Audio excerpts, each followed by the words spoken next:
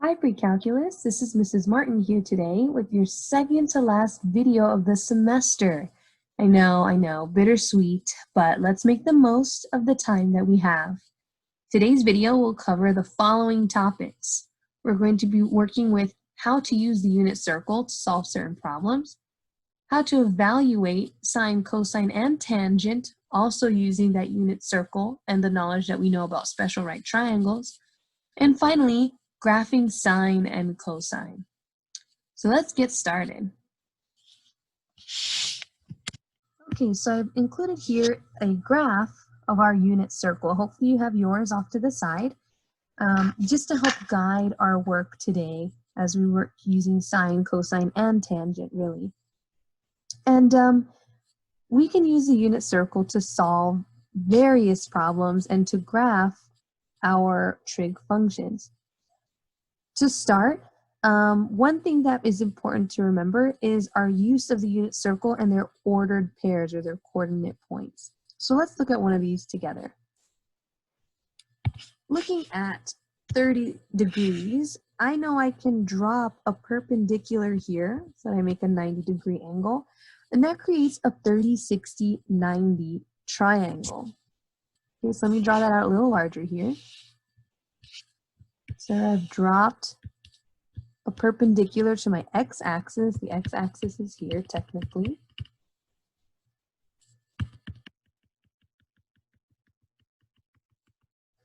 Okay, and I know that this is 30 degrees.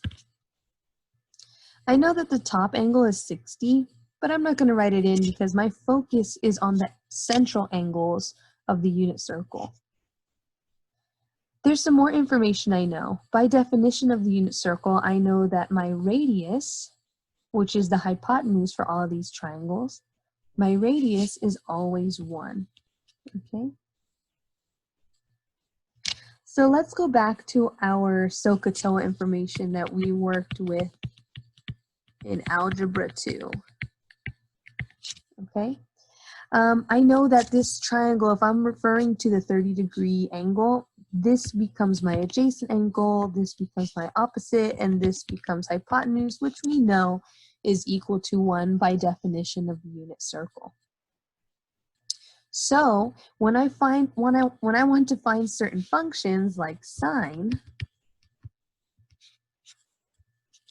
of 30 degrees, or actually, let's say any angle, I know that I need opposite over hypotenuse. However, hypotenuse is always equal to 1. So really, in the unit circle, sine is equal to opposite. That might make our life easier when we start talking about the ordered pairs. With the same thinking, cosine of any angle is adjacent over hypotenuse. Hypotenuse is equal to 1, and so cosine becomes just our adjacent side. Now, if I'm staying color coordinated here, and actually let me rewrite cosine in green so we don't get confused.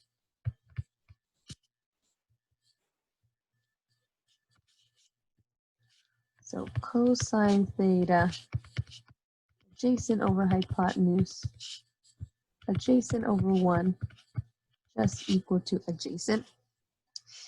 That means we can use just sine and cosine to reference our ordered pairs in the unit circle. So what I mean is, if this is my center, my adjacent side is really the x value of my ordered pair. With the same thinking for sine, to get up to this point, it is the y value of my ordered pair. That means the unit circle can be used as such. My x value is cosine of that angle, and my y value the sine of that angle. So once again, and again, this only works for really our special angles that we've already listed out in our unit circle. When we have those, it makes it fairly easy to find the values and the ratios given certain degrees. Okay, so we're going to keep all this information in mind, and I'll leave up this this small diagram on the left here with the unit circle, so we can try evaluating some sine, cosine, and tangent functions. Tangent is another trig function that is written using the opposite over the adjacent. Interestingly enough, we can look at some other ratios for tangent to help us along. For example, we just established that opposite refers to our y values, and adjacent refers to our x values. Another way to look at this is that our opposite refers to sine of the angle, and our adjacent refers to cosine. And by making these connections and looking at these patterns, we've just established one of the most important trig properties that you will learn, and that is that tangent is equal to sine over cosine. Okay, so just trying to make a bunch of these connections within trig, so as you move along in math, you'll remember or hopefully recognize some of the properties and some of the rules you'll see in the future. So let's try evaluating some of these sine, cosine, and tangent functions together. To do some of this practice, I'm looking out of your textbook on page 390 at numbers 21 through 26.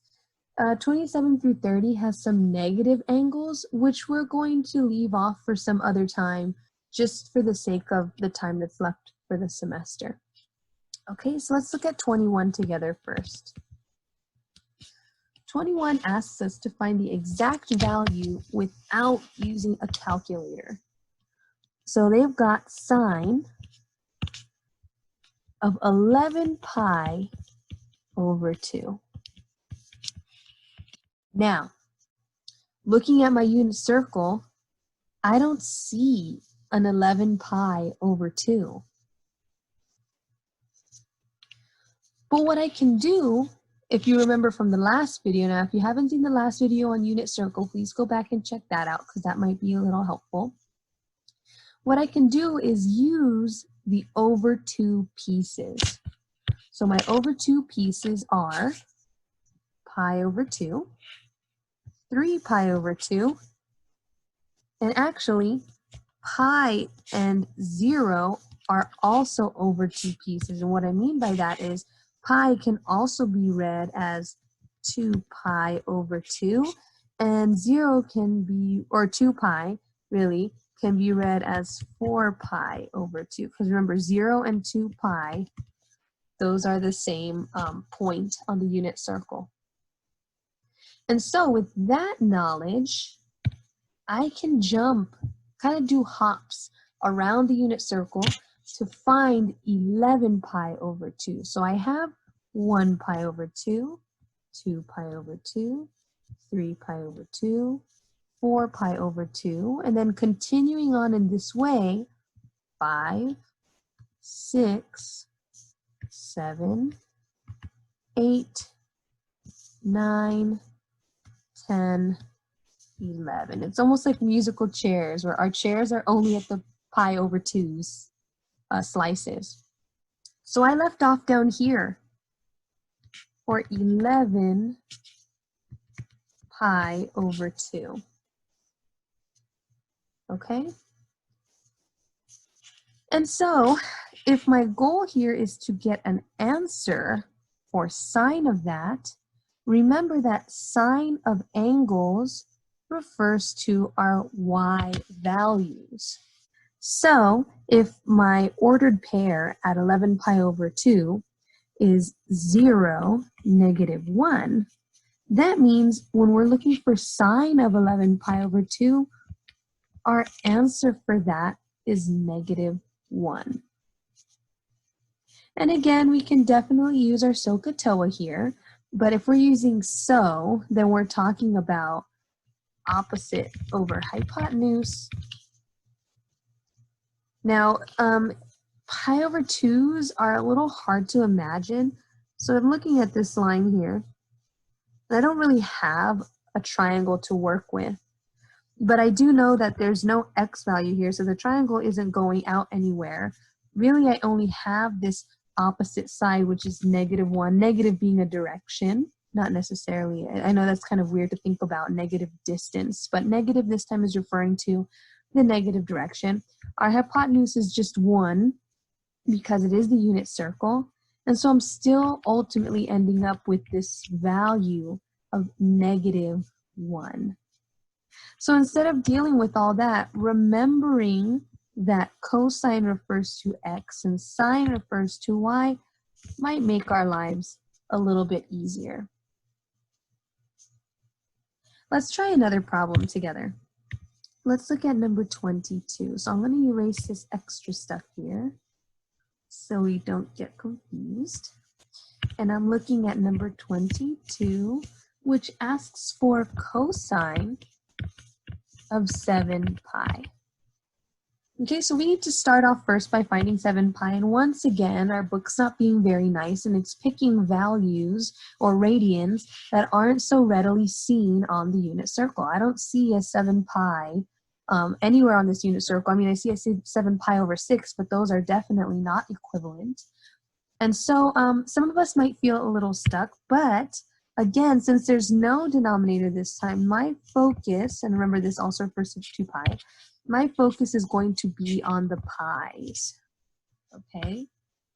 And so remember I mentioned the musical chairs, right? So here's my chair, here's my chair, okay? And I'm going to be bouncing around the unit circle, hitting pi's. So that means 0 pi, 1 pi, 2 pi, 3 pi, 4, 5, 6, and 7 pi. So 7 pi ends up over here on the left at the point -1, 0.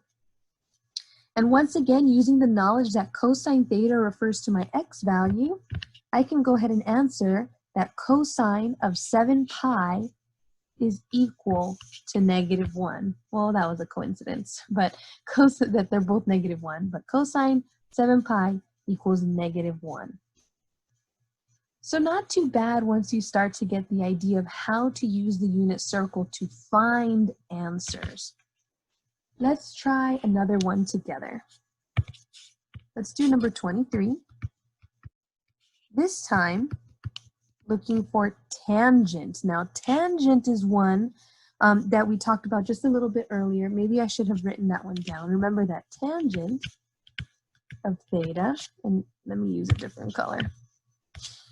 Tangent of theta is equal to sine over cosine. And another way of looking at that is to write y over x. So just keep that in mind as we try out number 23, which is asking for tangent of 6 pi. So in the last problem, I stopped off at 7 pi, so I can do that all over again. Let me erase that. I'm still looking at the pi's. So I've got chairs here, our musical chairs around the unit circle. And I can start from the beginning. So 0, 1, 2 pi, 3 pi, 4 pi, 5 pi, and 6 pi. So now 6 pi is over here at 1, 0. And so now I've got to be careful because I'm not just taking the x value or the y value. I'm taking both the y over the x. My y value is 0 and my x value is 1.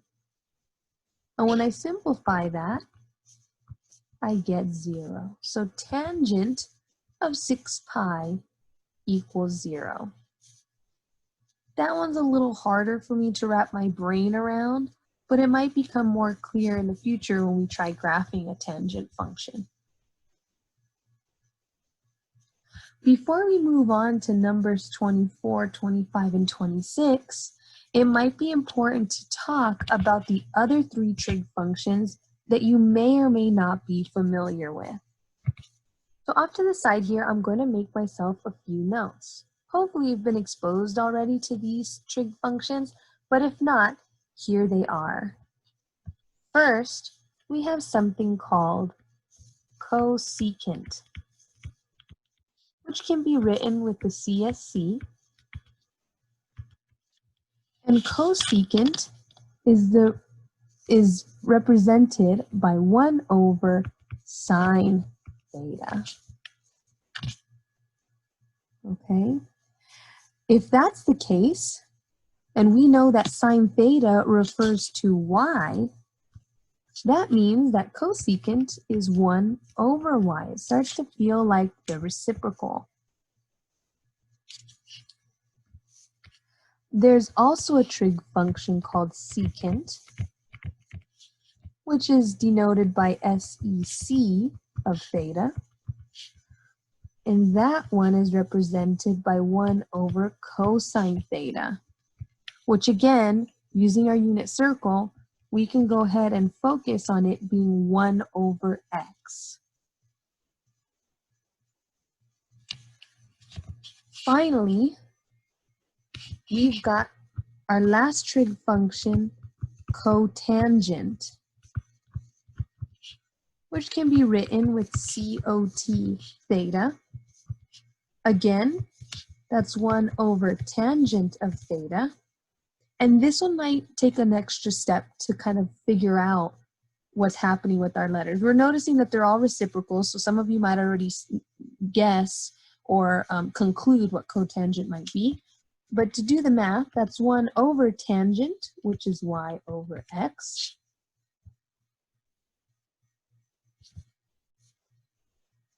One over y over x is really 1 divided by y over x. But we can't divide fractions that way, so I have to do 1 times the reciprocal.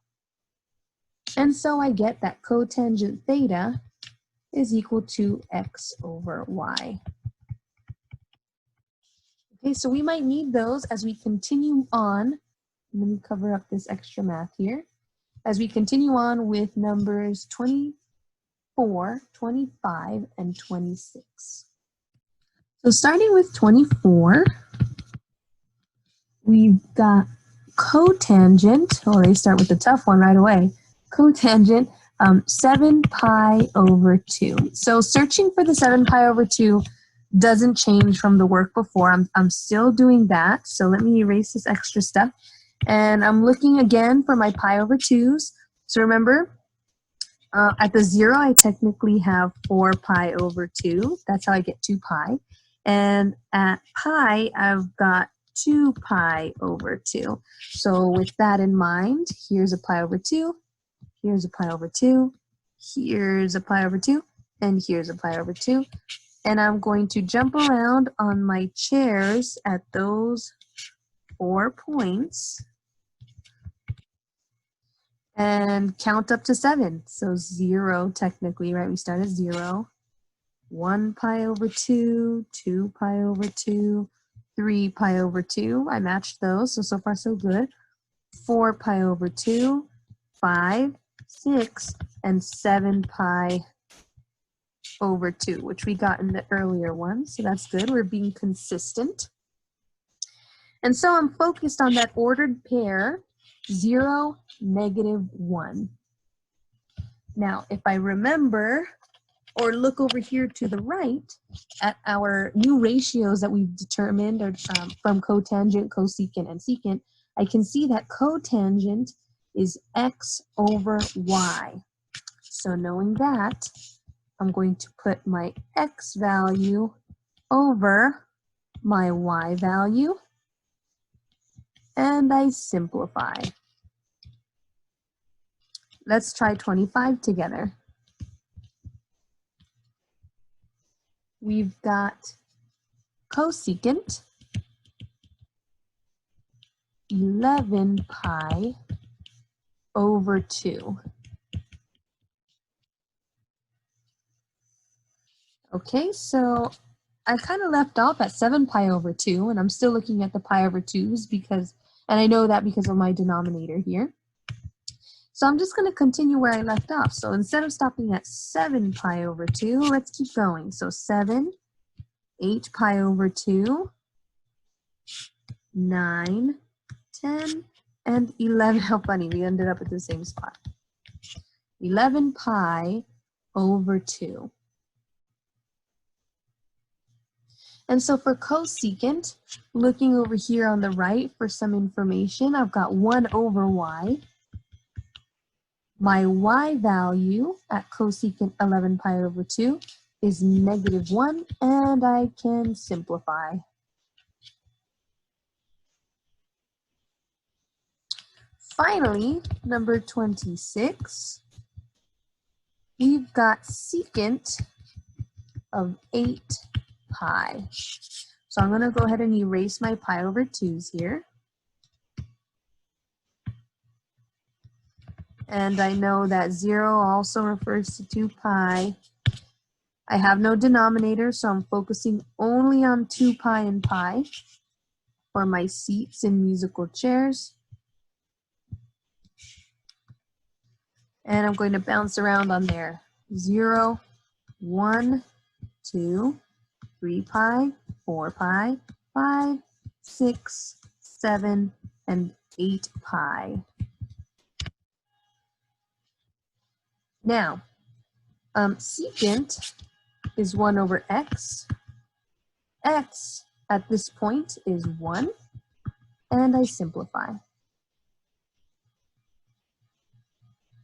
And then I'm done.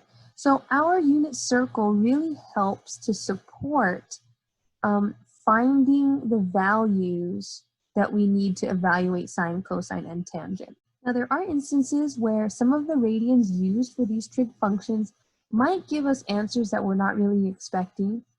And we might have more seats in our musical chairs around unit circle. So I'm just going to try 2 more problems together with you in this section of our notes so that you're prepared for different types of problems. Okay, so here's a problem, sine of 15 pi over 6. Now, this time for our musical chairs around unit circle, our denominator is 6.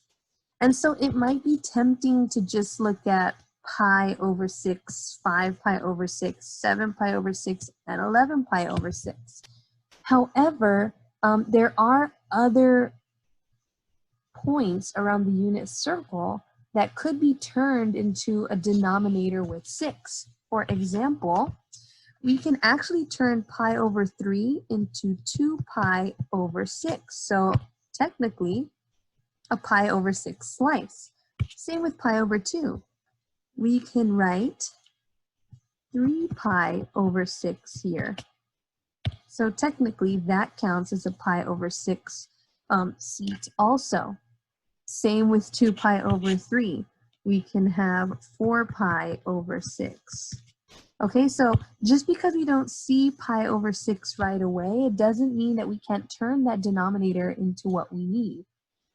So with that in mind, I think one of the best ways to look at it, and we saw this in the last unit circle video, is that our unit circle with taking pi only the top half, we cut it into 6 slices, and so that's referring to the denominator that we're working with. Before, we only had 2 slices where we had this slice and this slice. Now we've got 6, and we can cut the bottom half into those 6 slices as well.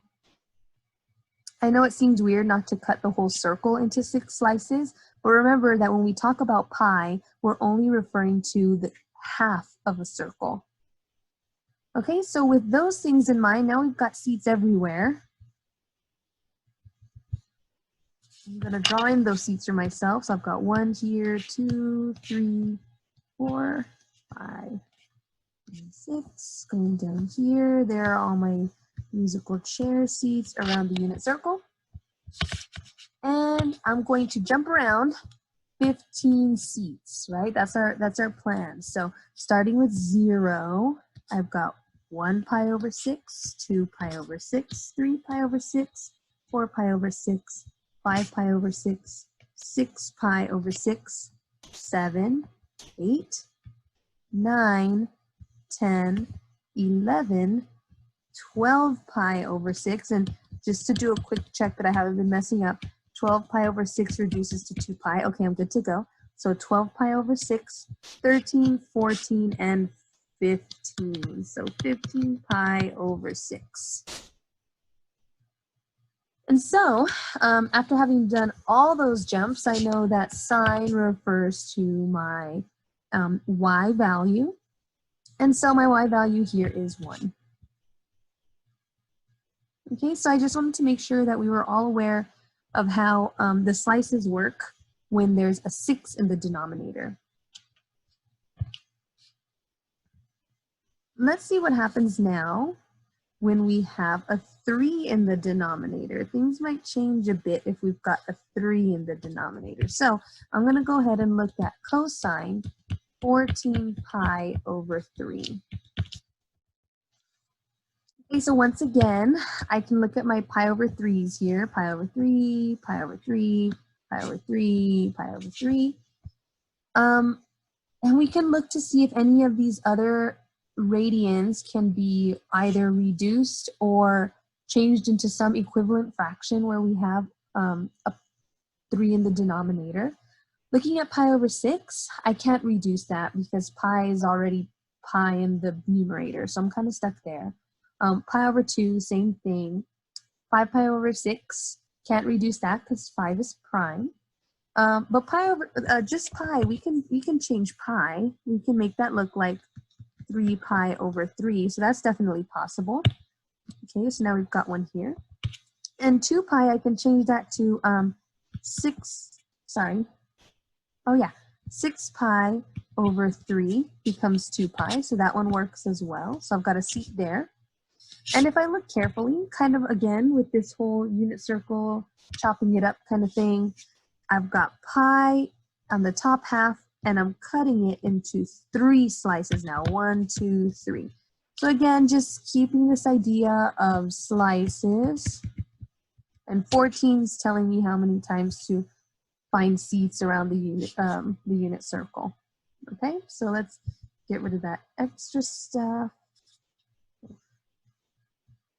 I'm going to erase this 1, 2, 3. I'll put on some seats here. So 1, 2, 3, 4. Okay, there are all my seats for my unit circle. And I'm going to go 14 times. So starting with 0, I've got 1 pi over 3, 2 pi over 3, 3 pi over 3, 4 pi over 3, 5 pi over 3. Those all matched. 6, 7, 8, 9, 10, 11, 12, 13, and 14. So 14 pi over 3 is there. And my cosine value for this one, I need my x value, and my x value is -1/2. Okay, so really nice job using the unit circle to evaluate some of these trig functions. The last special case I'm going to share with you is a special case for tangent. And let's do one that we don't have to do this whole musical chairs around the unit circle. Let's do tangent of 3 pi over 2. Now, if I look at the ratios that I created over here on the right, tangent is equal to y over x. Let's erase all this extra stuff here on the unit circle so we don't get confused. And I'm looking for 3 pi over 2. Here it is. Great. Now we don't have to do the whole boxes and moving around the unit circle a bunch of times. So 3 pi over 2, our ordered pair is 0, -1. And so I'm going to write that in for tangent. So y over x. Y is -1, x is 0. And hopefully this is setting off all sorts of bells and whistles and red flags in your brain because 0 cannot be in the denominator. So it is entirely possible as you work through trig functions that you'll get an answer of undefined. Okay, so be prepared to see that while you're doing your work today and in the future, that it is possible for some of these functions, particularly tangent and cotangent, or actually all the secant and cosecant ones as well, because you can have an x and y in the denominator that's 0. Denominators with 0 yield undefined answers, so be prepared to see those. This last part of our video will be reviewing graphing sine and cosine and also referencing back to the Ferris wheel activity. So hopefully you saw the video about Ferris wheels and things like that. We're going to go ahead and formalize how we can graph sine and cosine functions. Let's begin by looking at some parent graphs of sine and cosine. So here we see red, which is our sine of x function. And notice that I have my graph in radians this time, only because that's what you're going to see most often, things in radians rather than degrees. I know that our Ferris wheel activity was done in degrees, but really that's just a matter of converting between those two, and we're going to try and get ourselves a little more familiar with radians today. So there are really 5 major points that we really need to make ourselves aware of when we're looking at sine and cosine functions. And those points are the points along the midline and the maximum and the minimum. And so when we're looking at sine and cosine graphs, this chunk of our x-axis, this chunk of, I guess you can look at it as time, or yeah, most of the time we recognize it as time. We can call this the period, okay? And pretty much that's one cycle of our sine graph. And notice that in a parent function of sine, our period runs over 0 to 2 pi. So one cycle, again, and you hopefully you remember this from our Ferris wheel activity. So getting on the Ferris wheel and going all the way around one time, that was one cycle or a period, okay? And generally in parent functions, that goes from 0 to 2 pi. And so those 5 values are going to come in handy very often. Okay, so we've got x and we've got y, and our focus will be 0, pi over 2, pi, 3 pi over 2, and 2 pi. And you'll notice that things start to pattern out here, right? So we've got 0, 1, 0, -1, and 0. Okay, and that's going to happen very often, this whole idea of patterns. And in your reflections on the Ferris wheel activity, I noticed that a lot of you were able to identify those patterns and see that they were happening and know what was coming next, and so on and so forth. There are other things on this graph that we should be made aware of, and that is our amplitude. Now, our amplitude takes, and I want to call that A, it takes the distance between our midline, which in this case is on the x-axis, and the maximum and minimum points, as a matter of fact. So the distance between the max to the middle and then the min to the middle is going to be the same. And that, by definition, right, it's this pattern of events happening. We pick the midline to be in the middle, so naturally the max from the middle and the min from the midline is going to be the same value. And we call that amplitude. Okay, so that's going to become important later when we're writing equations as well. Let's take a look at cosine now, so we get an idea of what's happening for both of these. So erase that, erase my amplitude. Now, when I switch over to cosine, notice that the midline hasn't changed. Now, the period looks a little weirder for cosine, but that's okay. It's just a situation where, and let me change back to green, I start at 1 instead of 0 like sine. So if you remember, sine started at 0, cosine starts at 1. And then it travels along, that's its maximum, travels down to its minimum, and then it travels back up to a maximum, and that's our period. Again, we end up back where we started, which is at y equals 1.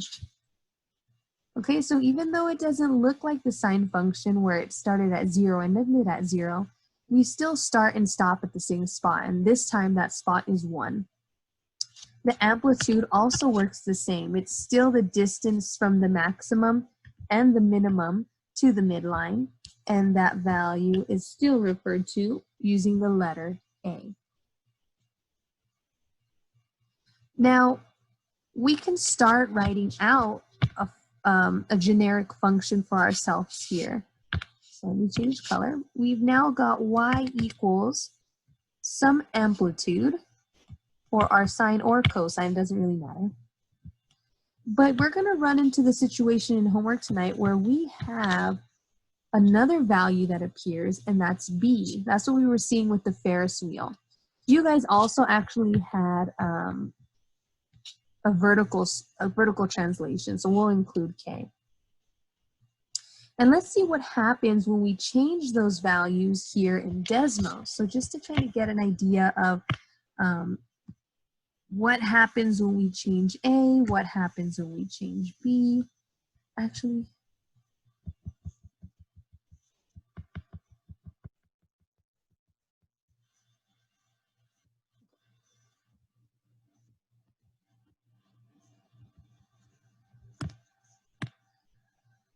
so for the sake of us doing some exploration here, I'm going to leave in the parent function midline. Okay, and that was at the x-axis, so that's our original midline. Okay, and then I'm going to leave in what the original cycle is. Let me change colors here, sorry. I'm going to leave in the original period or cycle. Okay? And so now let's change some things around here.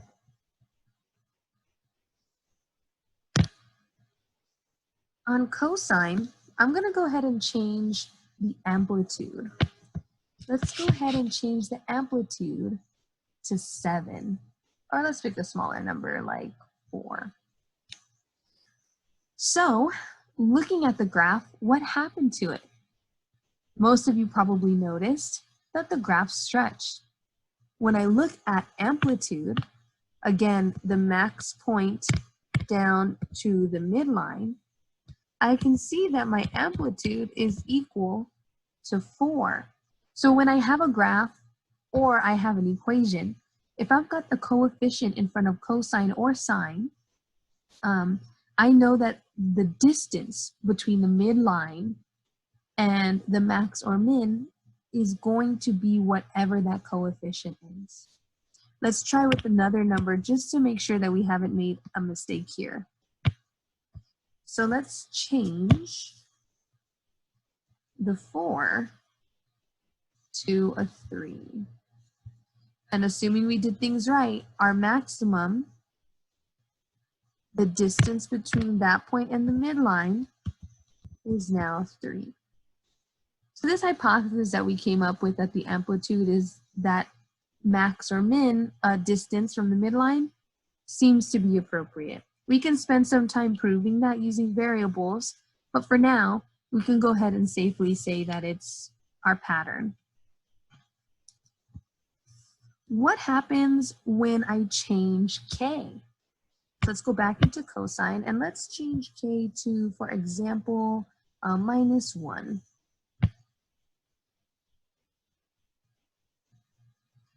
So there's -1, and it might be tempting for some of us to go to the midline, draw this out, and now my amplitude is 2, and that doesn't make sense. Okay, because we had just agreed that our amplitude should be 3. Well, we can't go by the original midline anymore because we've created a vertical translation here.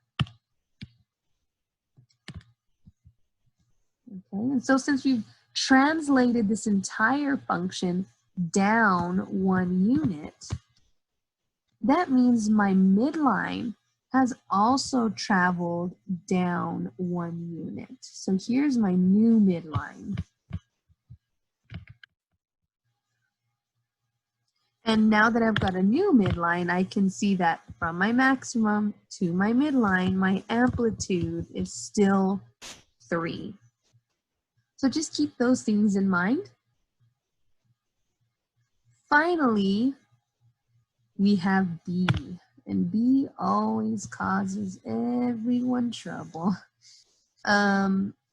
because it's not always as intuitive as we would think. We think big numbers should make big stretchy graphs, and small numbers or fractions should make really skinny graphs. But we find that when we work with B, it seemed like the opposite. And of course it is. Even when we did x minus h with the transformations before, it was opposite. If it was minus, you were going in the positive direction. If it was plus, you were going in the negative direction. So it's always got this whole component of being the opposite of what it means. So let's look at that together so we can find the new period or cycle and see how that affects my graph. So coming back over here, I'm going to change my coefficient inside the cosine function to, let's say 2. Okay, so here's my function with 2. And let me go ahead and take out, now that we've talked about the midline, I'm going to take out the original midline so we don't get confused by all that stuff. Okay, so there's my new midline, still at -1. My amplitude we've already established is 3. But now we've got this B situation. And so we kind of talked about this in the Ferris wheel video, where we said that if this is a period now, because remember, a period is when I get back to where I started. So I started at, and let's do this in blue. So here's for 2. I started at 2 here. And again, that started at 2 because I shifted down 1, right? We had originally started at 3. So I'm starting up here at 2, I go down, I go up until I end up back where I started, which is at y equals 2, okay? So when I arrive back where I started, same with the Ferris wheel, that is now the new period. Okay, and this time it only took pi instead of 2 pi. Now, one way to look at this is to say that, okay, well, in one original cycle, I have 2 cycles in the new one, and that's where this 2 is coming from. The number of cycles that are possible within 2 pi.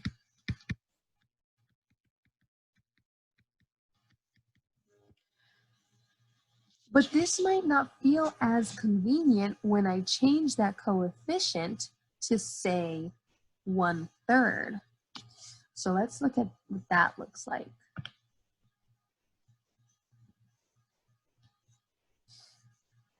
If I change this value to 1/3, now it's a little harder for us to determine what's the new period. I mean, it doesn't even fit within the 2 pi graph. I can zoom out a bit and find the new graph, the new period, which now looks like 6 pi. So let me erase this green here. The original was within 2 pi, right? We had established that. That was the original. Now, to get back to from where I started, I have to go all the way over to 6 pi. So that's the new period. And so how am I supposed to account for that in the equation? I mean, I can see it now using Desmos, but how does 6 pi and 2 pi result in me getting 1/3? And some of you might be seeing it already. If I get 2 pi over 6 pi, then I end up with 1/3 when I simplify. So now it's looking like if this was the original,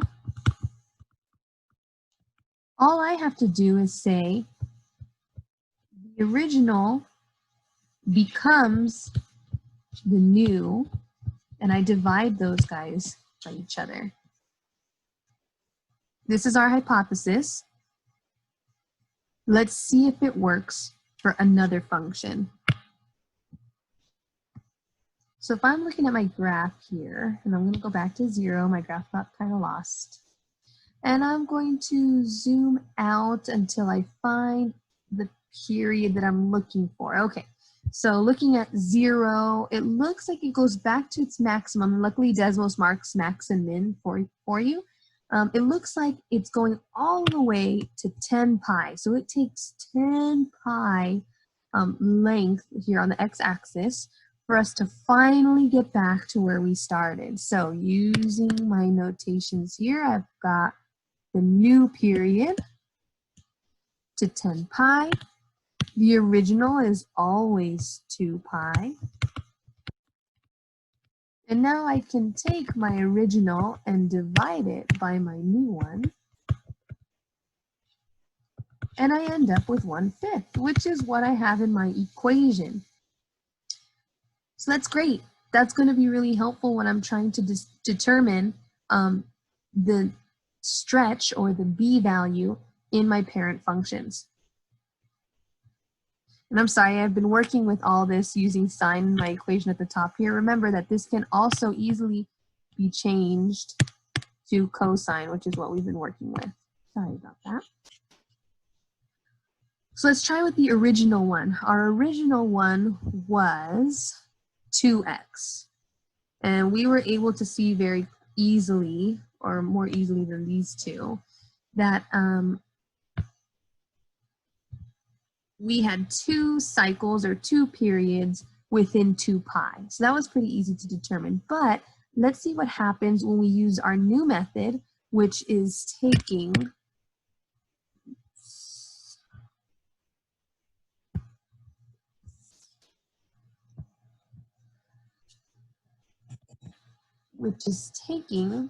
our original period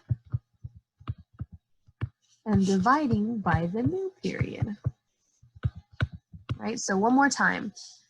In the past material, or in the first time we tried this problem, we were able to see that within 2 pi, we saw 2 periods occur.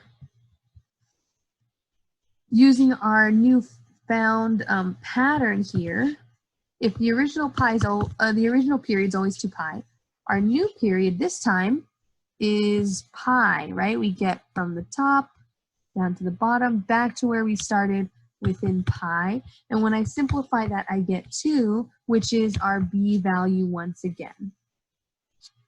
So we can safely say now that b, when we're referring to our transformations on sine and cosine, is now original divided by the new, and that's how we can find our value, without so much guessing and checking or plugging into tables and so on and so forth. Now that we've got a better idea of how to work with this, let's try some problems together in ALEX. Okay, so here is a problem in ALEX. It's problem number 4 in your homework number 14. And my problem has a few things going on. First, I've got a negative sign here. So starting from the beginning, we've got a negative, and we remember from our transformations that negatives refer to reflections. Then I've got 1/2 here, which means that my amplitude is going to be only 1/2, so it's going to be a shrink. 2/3. Now 2/3, that's my b value. We might have to work a little bit on that. we know that 2/3 comes from having the original period, which is always 2 pi, divided by the new period. Now you might be thinking, but I don't know the new period. Well, you do know the original. So I've got, doing some math, 2/3 equals 2 pi over, I'm not sure. That's what variables are for. And I can solve this, multiply by x on both sides. I've got 2x over 3 equals 2 pi. Multiply by 3 on both sides. 2x equals 6 pi. And divide by 2 on both sides. X equals 3 pi. So now I've got the new period, because remember, we let x equal the new period, the denominator. So that's going to be helpful for us. Now we know that a whole cycle of sine is going to travel, or is going to run from 0 to 3 pi. So good to know, good to keep in mind. Finally, we've got +3, which is going up 3 units, or our midline. Okay, so now let's start writing some of this stuff in. Okay, so I made things a little more color coordinated so we can see them all in the graph. First, let's start with the reflection. This is more just for us to keep in mind in our brain. If my sine function usually, and I'll draw this down here for us, if our sine function usually looks like this, then a reflection of that will now make it look like this. So let's keep that in mind when we're looking at the shape of our graph. We're still going to start at 0, but now we've got to determine where that 0 is going to be. Let's switch to pink and write in our midline. We know that our midline and all the other points associated are moving up 3 units. So I'm going to go ahead and make my midline at 3. Okay, there's our new midline. And so with that, I know that my graph is going to start at 0, 3, because that's characteristic of sine, to start on the midline rather than some units above the midline. So again, sine starts at 0, 0. So if I'm moving that point up 3 units, I'm now starting at 0, 3. And so since it's a reflection, I know it's going to start heading down this way. Okay, so be wary of that. My amplitude is 1/5. So I'm going to go ahead and change over here to red. I'm sorry, it's 1/2. So I'm changing to red, and my amplitude, oh look, that's nice. They marked the half points. So now I'm going up to 3.5. And I know that my amplitude is going to be occurring. My maximums are going to be at 3.5, and my minimums are going to be at 2.5. Okay, so I made myself a little dotted line there just to keep myself within those boundaries, because I know that the amplitude is referring to our maximums and minimums. Oops, didn't need to erase that one. Okay, so now I've got to determine the way it's graphed within 3 pi. So I know that at 3 pi I'm going to be back at 3, because that's where I'm going to end up. And finally, I need a midpoint. So halfway through 3 pi is 1.5 pi, so I'll be at 0 there. And I know that my graph is going to look a little something like this. Okay, so on a test, that would have been enough for transformations, but for Alex, they're a little more strict. So it might be more helpful for me to pick a few values that are important. For example, it looks like our minimum and our maximum are probably going to be at thirds because we're referring to a cycle of 3 pi. So halfway through 3 pi is 1. Let me draw that down here in green. So remember, when we're referring to all of these trig functions, we've got a halfway point here, 1.5 pi. Halfway through that, I'm going to have to mark a halfway point here and a halfway point here. And so to find those, you should have an idea of how to add them up and split them in half. I'm going to get 4.5 divided by 2. That's 2.25 pi. Back over here, half of 1.5 is 0.75 pi. Okay, so once again, that was just kind of cutting it into fourths because I remember that we have 5 values here, 0, and then cutting these guys into fourths. And so now I can use Alex to plot points for me. Oops, I don't really want to move that too much. That's supposed to be up 3. Sorry about that. So let's type these in. I've got, the first point was fairly simple. I had 0 and 3.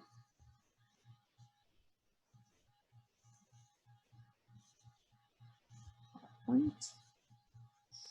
My next point I have is at 0.75 pi.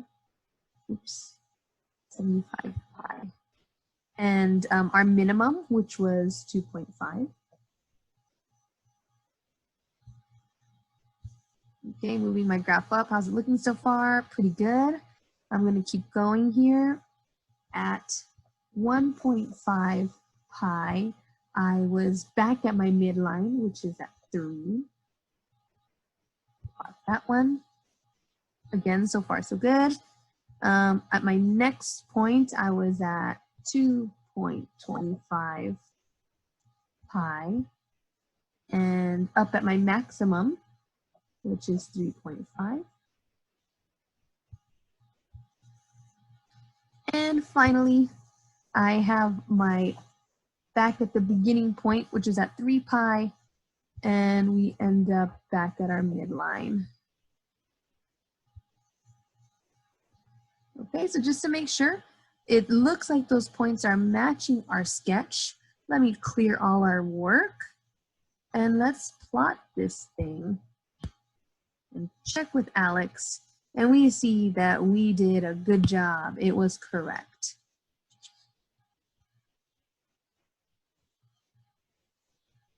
Let's look at number 5 together, and we'll close off this video by finding an equation of a graph that's given. Okay, so here's a graph given, and I'm going to come up with an equation by finding the several parts. Now notice in this homework problem, there is no vertical translation, so that kind of saves us from finding the k at the end. Looking at the graph, we're starting here at 0. So that means we're going to be using sine. And our function goes up and down and up, all within 6 pi. So the new period is 6 pi. I'm going to make myself a note there. I'm also going to make a note of my maximum down to my midline, which is the x-axis because we have no translations. And our amplitude there is 3. So doing a little bit of math with the new period here for b, remember that b is equal to the original, which is 2 pi over the new. 2 pi over 6 pi. Hey, we've seen this one already. Should be 1/3. So now I can come up here and type in y equals, my amplitude is 3. I want to use the sine function. My new Period is 1/3. And of course, we need our variable x. Now, it is my suggestion to you that you use parentheses so that Alex doesn't think that maybe you're multiplying by x at the end instead of x being part of your sine function. Okay? So there it is. That's our work for today with trig functions. Let's go ahead and summarize all this in our notes. Okay, so to summarize, we looked at the unit circle and created a sort of musical chair situation where we bounced around different pieces of pi and the unit circle as a whole. We also looked at how x and y are related to sine, cosine, and tangent, and then extended that into the last three trig functions, cosecant, secant, and cotangent. And all that summarized there under trig functions.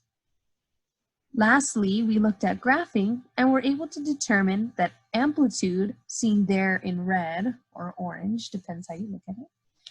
I guess that's orange. Amplitude refers to the distance between the minimum or maximum and the midline. So it's seen there at that little tiny bottom diagram I drew. We also determined that b in our sine and cosine functions refers to our original divided by the new period of the function or cycle of the function. Now the original is always going to be 2 pi. So in my summary, I went ahead and wrote b equals 2 pi over the new period that we've discovered. And finally, k is what k has always been, and that's a vertical translation. And we see it the most by looking how the midline moves up and down the y-axis. So I hope this video helps support you in completing today's homework and also in continuing on with your learning of trigonometric functions. If you have any questions or comments, feel free to post them in Schoology or message me off to the side and we can discuss your work. Thank you so much for all that you've been doing so far. Once again, this is our second to last video, so we'll be finishing up in the next one.